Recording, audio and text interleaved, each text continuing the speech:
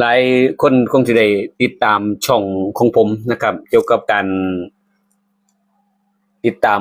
นักแสวงบุญหรือว่าพระธุดงค์นะครับจากเวียดนามเดินผ่านประเทศไทยเพื่อเป้าหมายที่ไปยังประเทศอินเดียแต่ที่แน่ๆผมก็ว่าสิติดตามอยู่เรื่อยๆแต่ก็บ่ถึงขั้นว่าได้ใกล้ชิดนะครับเนื่องจากว่ายากนำปัญหาเกี่ยวกับการติดต่อคนละภาษากันเพิ่นภาษาเวียดนามผมภาษาลาวมันก็เลยค่อนข้างสิติดต่อกันยากภาษาเวียดนามกับภาษาไทยเฮาเนาะ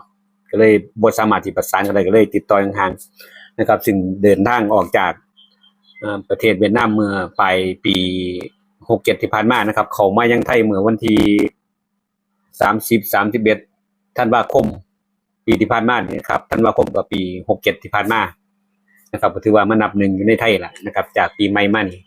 มื้อนี้ก็ฮอดวันที่ช่วงเดือนมีนานะครับก็ถือว่า60มื้อผ่านไปนะครับครบกำหนดนะครับเกี่ยวกับอยู่ในประเทศไทยนะครับ60มื้อ60กว่ามื้อประมาณนั้นบ่วีซ่านะครับซึ่งเพิ่นเองก็ได้เดินทางผ่านประเทศไทยนี่หลายจังหวัดนะครับเข้ามาทางช่องเม็กนะครับอุบลราชธานีแล้วก็มาศรีสะเกษผ่านมาสุรินทร์แล้วก็ผ่านเข้าไปยังบุรีรัมย์เฉียดพุทธสงฆ์ผ่านเข้าไปยังบัวใหญ่โคราชยิ่งยาวเข้าไปชัยภูมิทะลุออกไปอยู่ที่เพชรบูรณ์แล้วก็ไปพิจิตรไปพิจิตรแล้วก็จังหวัดกำแพงเพชรแล้วก็เข้าไปชายแดนอยู่ที่ตากนะครับใช้เวลาโดนพอสมควรกับการเดินทางมือละประมาณจาก20กิโลเมตรเศษ20กิโลเมตรก็ประมาณจากแต่ละภาคเช้าประมาณ15ประมาณนั้นแหละนะครับภาคบ่ายอีกก็ว่าแต่ละมื้อนะครับก็สิประมาณนั้นประมาณมื้อละ20กว่ากิโลเมตรเนี่ยนะครับก็ไปชายแดนจังหวัดตากแต่มันก็มีเรื่องเล่ามากมายเรื่องเล่าที่อยากมานำเสนอพี่กับน้องนะครับเพราะผมเบิ่งแล้วนี่ค่อนข้างที่ปัญหาหลายนะครับกับนักแสวงบุญพวกนี้นะครับหรือว่าพระเวียดนามแต่การปฏิบัติของเพิ่นนี่ผมก็ยอมรับว่าผมศรัทธาโดยใจศรัทธาโดยสนิทเลยล่ะนะครับเฉพาะรูปพระเฉพาะพระทุกรูปนะครับเพราะว่าเพิ่นก็มีการปฏิบัติที่เดี๋ยวคลิปต่อไปผมสิเอาเกี่ยวกับเรื่องการปฏิบัติของเพิ่นอีหยังต่างๆเนี่ยที่ผมบอกไปเกี่ยวกับเรื่องการธุดงค์กฎของธุดงค์แล้วก็ประวัติของเพิ่นนะครับซึ่งผมบ่ได้นิ่งเฉยนะครับก็พยายามค้นหาอยู่ตลอดนะครับว่าเพิ่นไปจังไดมาจังไดอยู่ในประเทศเพิ่นจังไดการธุดงค์อยู่ในประเทศเวียดนามของเพิ่นเองเป็นจังไดนะครับก็เพื่อสิได้เอานำมาเสนอข้อเท็จจริงให้กับพี่กับน้องกับทุกท่านที่ติดตามของช่องของผมนี่นะครับแม่นบ่ได้มาเต็มสตรีมหรือว่าบ่ได้มาเต็มร้อยนะครับก็ได้ประมาณจัก40-50%เพราะเป็นเข้าเบื้องต้นนะครับแล้วท่านทั้งหลายก็วินิจฉัยเอาเองนะครับเกี่ยวกับนักแสวงบุญของเวียดนามหรือว่าพระเวียดนามมีหลายรูปนะครับตามที่ผมคนเข้าไปเบิ่งมีหลายรูปทั้งบ่ว่าสิเป็นพระสงฆ์นะครับซึ่งอยู่จำวัดนะครับแล้วก็พระธุดงค์ที่บ่อยู่จำวัดอย่างสินะครับส่วนนิกายนั้นนิกายนี้หลายนิกายนะครับแต่ว่าผมก็บ่ได้ไปศึกษาถึงขั้นนั้นนะครับบ่ได้ศึกษาว่าต้องเป็นพระนิกายนั้นพระนิกายนี้อันนี้คือผมนับถือเอาเฉพาะนะครับผู้ที่เห็นในโลกโซเชียลนะครับเกี่ยวกับเรื่องการปฏิบัติตนของเพิ่นการปฏิบัติตนของพระหลายๆรูปนะครับที่ร่วมธุดงค์นำกันนะครับเดี๋ยวรายละเอียดผมสิมาบอกสู่ฟังอีกทีนึงในคลิปต่อไปนะครับคลิปนี้ผมมาเว้าเกี่ยวกับเรื่องการตอนนี้เพิ่นฮอดไสแล้วไปจังไดจังค่อยได้ฮอดเวลานี้แล้วนะครับท่านธุดงค์ฮอดไสแล้วยังแล้วนะครับพระกลุ่มนี้ปกติผมเว้ากลับไปก่อนนะครับปกติพระกลุ่มนี้สิถือวีซ่าเข้าไทยนี่ถูกต้องตามกฎหมายนะครับมีประมาณจักเท่าใด6รูปนะครับช่วงเขาเวียดนามนะประมาณนั้นน่ะ5-6รูปประมาณนั้นแต่ภาคหลังมากก็ค่อยหลายขึ้นหลายขึ้นเรื่อยๆนะครับหลายขึ้นเพิ่มขึ้นแต่การขอวีซ่าเข้าประเทศแต่การขออนุญาตอยู่ในประเทศนั้นจะเป็นยังไงนี่ผมก็บ่ได้รับทราบนำเพราะว่ามันสิมีกลุ่มที่เป็น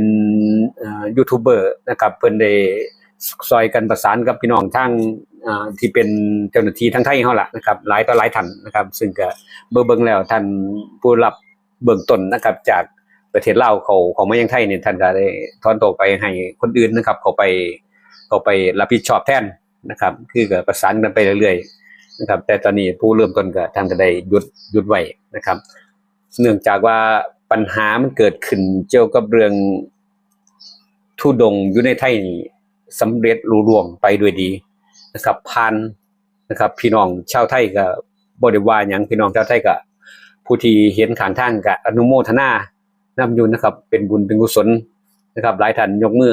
อนุโมทนาสาธุใส่บาตรตามรายทางอหย่างต่างๆนี่ค่อนข้างสิหลายนะครับแต่ผู้บ่เข้าใจก็ไปอีกเรื่องนึงอันนั้นก็บ่ใช่ปัญหานะครับถ้าไปมองในแง่อื่นๆนะครับเกี่ยวกับเรื่องพระถือขับไล่พระอย่างต่างๆในประเทศของเพิ่นอันนั้นบ่ได้เกี่ยวกันกับผมเลยนะครับอันนั้นเป็นเรื่องอีกเรื่องนึงนะครับไอ้ส่วนที่ก็ทั้งที่ผมบอกไปไอ้ส่วนที่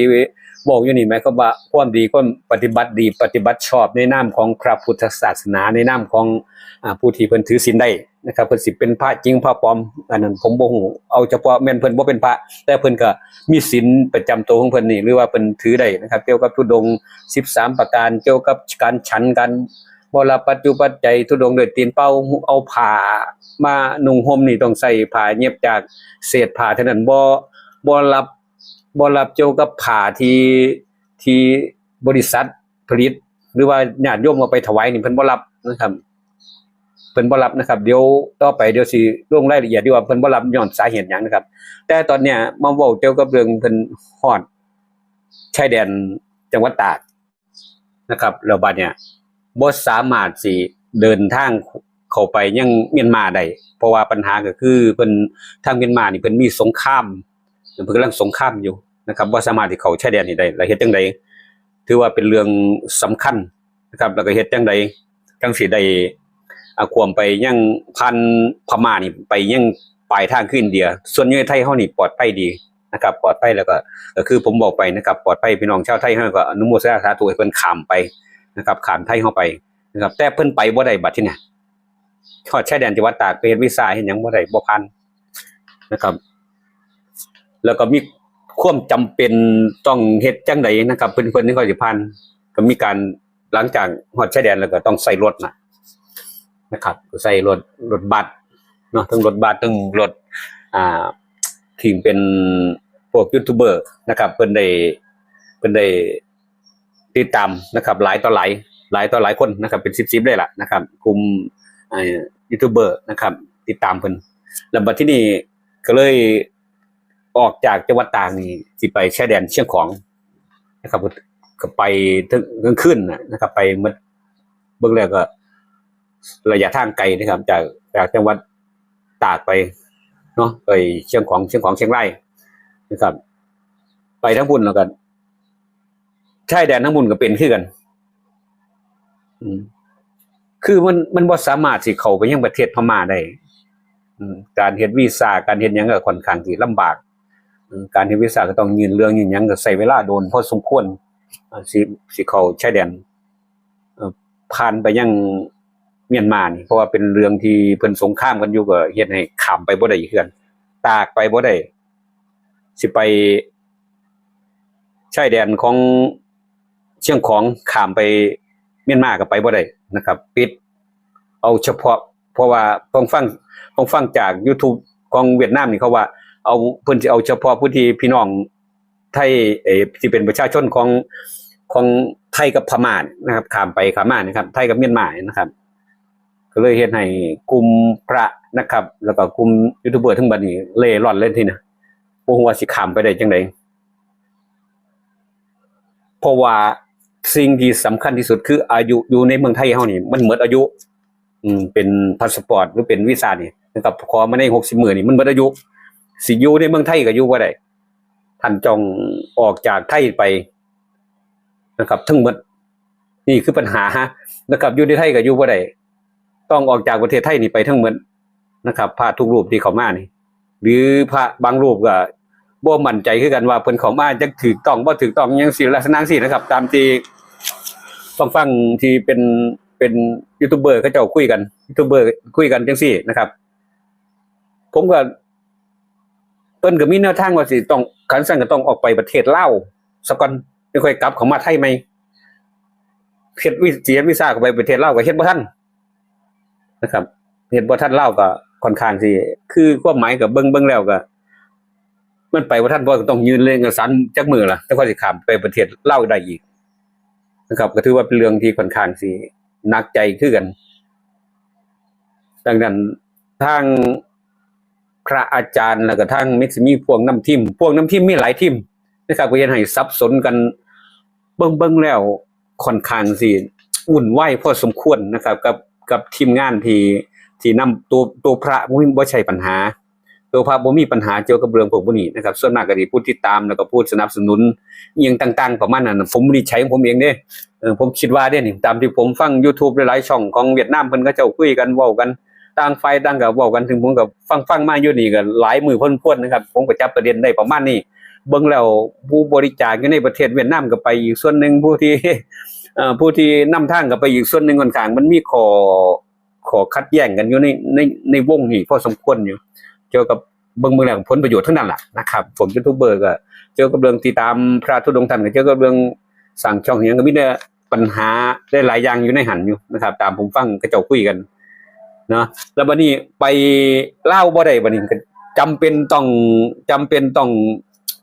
ไปอีกประเทศนึงเพราะว่าอยู่ในไทยก็อยู่บ่ได้เพราะวีซ่าหมดนะครับหมดอายุท่านต้องเดินทางออกจากประเทศไทยภายในวันหรือ2 วันภายในชั่วโมงจังซี่จำเป็นต้องตีรถออกจากเชียงของรถทัวร์เพื่อสิไปผู้แน่ก็ขึ้นเครื่องอยู่สวนภูมิแตกสากันละบัดนี้ต่างฝ่ายนะมันอยู่ในไทยบ่ได้แล้วก็ถูกจับเนาะอันนี้ก็เฮาสิไปโทษไผไว้ได้เพราะว่ามันกฎมันออกมาซั่นนะครับกฎประเทศไทยเฮาก็มีนะครับมันออกมาลักษณะซั่นถ้าอยู่เจ้าอยู่เกินก็ถูกจับเจ้าคนเข้าเมืองเขาหยังสิล่ะลักษณะสิล่ะนะครับพวกยูทูบเบอร์ก็แตกตาละโมกันคือกันนะครับจำเป็นต้องขึ้นเครื่องขึ้นหยังกับประเทศเวียดนามกันหลายนะครับแล้วก็พี่น้องชาวเวียดนามก็ส่งข่าวส่งหยังกันซัมมารีโซเลกันหลายพอสมควรบ่ว่าสิ YouTube ในเวียดนามเองจึงซุ่มติดตามนะครับก็คุยกันพอสมควรอยู่แต่พระนี่ตอนนี้มุ่งหน้าไปยังทางลงไปไต้นะครับมาเลเซียเพื่อสิข้ามไปมาเลเซียนะครับคาดว่ามาเลเซียก็คงสิสะดวกสบายคือมาเลเซียนี่เพิ่นสามารถให้เข้าประเทศก่อนได้ยังค่อยยืนวีซ่าอีหยังประมาณนี้บ่หมายความว่าอันนี้ผมก็บ่ฮู้ดอกแต่ที่แน่ก็ฟังใน YouTube เวียดนามเขาเจ้าคุยเปิ้นประมาณนั้นก็ได้เข้าไปยังมาเลเซียแต่ปัญหาไปฮอดชายแดนมาเลเซียแล้วก็มีอีกตัวนึงนะครับที่โซกันอยู่มันก็สิค่อนข้างสิยากผู้ที่สิเข้าไปมาเลเซียนี่ถือว่าเป็นนักท่องเที่ยวนี่ต้องเป็นบุคคลที่มีเงินจากแม่นบ่แม่นอันนี้ผมแกะใจความออกมาได้จังซี่นะครับแกะใจความว่าผู้ที่ไปมาเลเซียไปอยู่ในมาเลเซียนี่ท่านสิไปอยู่จักมื้อล่ะท่านต้องเป็นบุคคลที่มีเงินนึงล่ะเขาสิเจ้าสิคิดค่าใช้จ่ายประเทศมาเลเซียเขาเจ้าสิคิดค่าใช้จ่ายเงินทุกบาทเนี่ยในมาเลเซียนี่มื้อนึงเจ้าต้องใช้จักบาทค่าที่พักค่าอยู่ค่ากินค่าหยังท่านต้องมีเงินในบัญชีประมาณนั้นท่านยังค่อยอยู่ได้1อาทิตย์4มื้อ5มื้อหยังก็ว่ากันไปมันสิเป็นกฎของมาเลเซียที่ท่านเดินทางไปจริงแต่ว่าเงินในบัญชีท่านต้องมีอีหยังประมาณนี้บ่นะครับผมก็บ่เข้าใจนะครับท่านทั้งหลายเข้าใจก็ซอยบอกซอยนั่น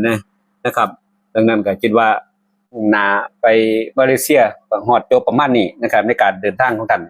จะเข้าได้บ่ได้เข้าประตูได้บ่ได้ก็เดี๋ยวสิค่อยๆติดตามมาเว้าสู่ฟังนะครับแต่ว่าสิ่งที่อยากเว้าคือปัญหาในกลุ่มเนี่ยนะครับค่อนข้างสิมีหลายนะครับบ่ว่าสิเป็นพวกกลุ่มที่อยู่ YouTube อยู่ในประเทศเพิ่นเองนะครับมันก็ต่างฝ่ายต่างก็เว้าในความคิดความอ่านเป็นนักวิเคราะห์นักอีหยังต่างๆพระก็เว้าไปในส่วนของพระนั่นล่ะพระเวียดนามก็เว้าในส่วนของพระความคิดไผความคิดมันนะแต่ความคิดกลางๆนี่สิบ่ค่อยให้เฮาได้ติดตามเท่าใดนะครับแต่ว่าสิเป็นกลุ่มรัฐบาลนั่นนี่ก็บ่ได้ติดตามของเพิ่นแต่ว่าที่แน่ก็เป็นเรื่องภายในของเพิ่นนะครับเกี่ยวกับรัฐบาลเพิ่นที่มีการขับไล่อีหยังต่างๆนั่นบ่ได้ไปสนใจบ่ได้ไปนั่นนะครับก็เพียงแต่ว่าติดตามเพิ่นนี่หมายความว่าเพิ่นเป็นพระที่ปฏิบัติค่อนข้างสิน่าเคารพนับถือสำหรับตัวพระนะมีความศรัทธาในตัวพระว่าไงมีความศรัทธาในตัวผู้ที่ปฏิบัติบ่ได้ไปศรัทธาในส่วนที่เป็นยูทูบเบอร์ในข่าวในหยังดอกนะครับอีหยังต่างๆก็บ่ได้ไปศรัทธานะครับศรัทธาในส่วนนั้นก็เลยติดตามแล้วก็มาเว้าสู่ฟังนะครับเป็นอันว่าท่านผ่านเข้าไปยังเวียดนามผ่านเข้าไปยังพม่าบ่ได้นะครับแต่ไปประตูอยู่ที่จังหวัดตากก็เข้าประเทศเมียนมาบ่ได้ไปที่เชียงรายนะครับก็บ่สามารถที่เข้าประตูไปยังเมียนมาได้นะครับเพิ่นก็เลยอยู่เมืองไทยบ่ได้กันอยู่เมืองไทยก็อยู่บ่ได้เพราะว่าวีซ่ามันถูกจับคือกันนะครับถ้าอยู่ก็ผิดกฎหมายไทยกันท่านก็สิพยายามออกไปประเทศอีกประเทศนึงก็คงสิเข้าลาวก็เข้าบ่ได้นะครับ มันต้องมีเรื่องเพิ่นก็มีทางเดียวน่ะคือออกไปทางประเทศมาเลเซียหรือบ่ก็กลับไปยังเวียดนามคืนนะครับเดี๋ยวสิมีเรื่องราวดีๆลงรายละเอียดไปอีกจัก2-3 คลิปแล้วก็ค่อยติดตามมันไปเรื่อยก็สิเว้นไปอาทิตย์ละจังซี่ล่ะนะครับคลิปนี้ก็ขอบคุณทุกท่านที่ติดตามนะครับเดี๋ยวต่อไปก็สิมีเรื่องดีๆมาเว้าสู่เฮาฟังจังซี่นะครับขอบคุณทุกท่านนะครับเด้อสวัสดีครับ